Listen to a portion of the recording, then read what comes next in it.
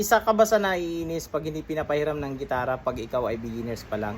Tatampo pag hindi pinapahiram ng gitara? Well, panoorin mo to mga master. Kaya hindi tayo pinapahiram mga master kasi unang-una, beginners pa tayo at syempre wala pa tayong alam kung paano maghawak ng proper. Unang-una, pag beginners pa lang tayo, pagkatapos natin gumamit ng gitara, kung saan natin ilalapak.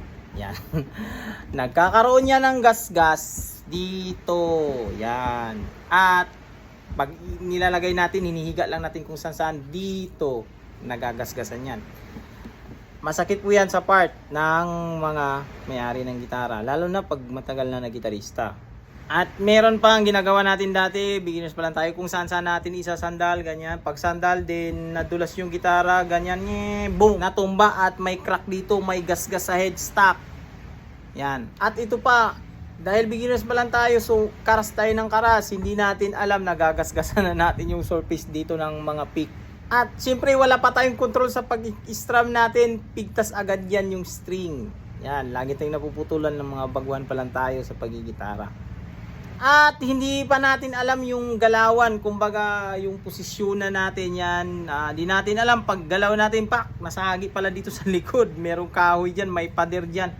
Nasagi natin, bang! Nabangga natin yung headstock, nagkaroon ng crack dito. Kasi nga, hindi natin alam. At as a beginners, hindi natin yun naiisip. Yan. At sa part na may-ari ng gitara, is masakit yun.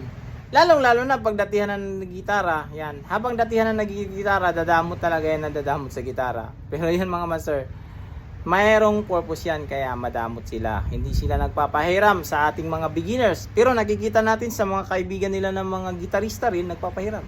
Kasi pag gitarista ang hihiram, alam din yan ng may-ari ng gitarista na ito siya gitarista, kaya alam niya na yung mga rules, mga patakaran na bawal ilapat kung saan yung mga gitara, bawal yung ganito, yung mga ginagawa natin na mga beginners. Yan.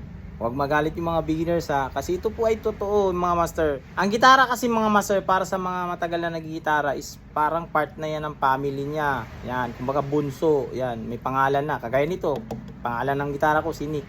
Kumbaga hindi na siya kagaya ng ibang mga gamit na pwedeng ipapahiram-hiram kung saan. Gitara is passion yan.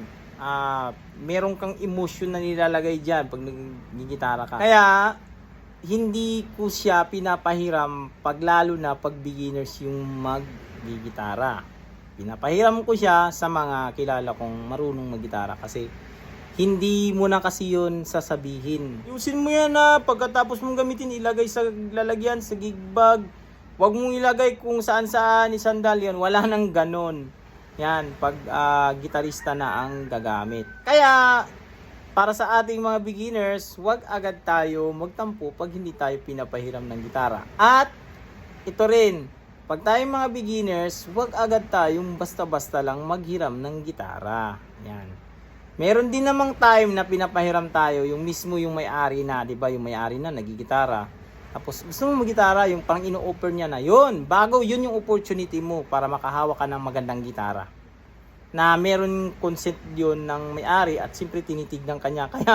Kaya yung mga gitara, naalala ko dati yung mga ahid sa akin na mga nagigitara doon is, pag hinahawakan ko yung gitara nila, lagi silang nandyan sa gilid ko, hindi sila umaalis. Nung pala binabantayan nila kung paano tayo maglapat, paano tayo mag-ganon.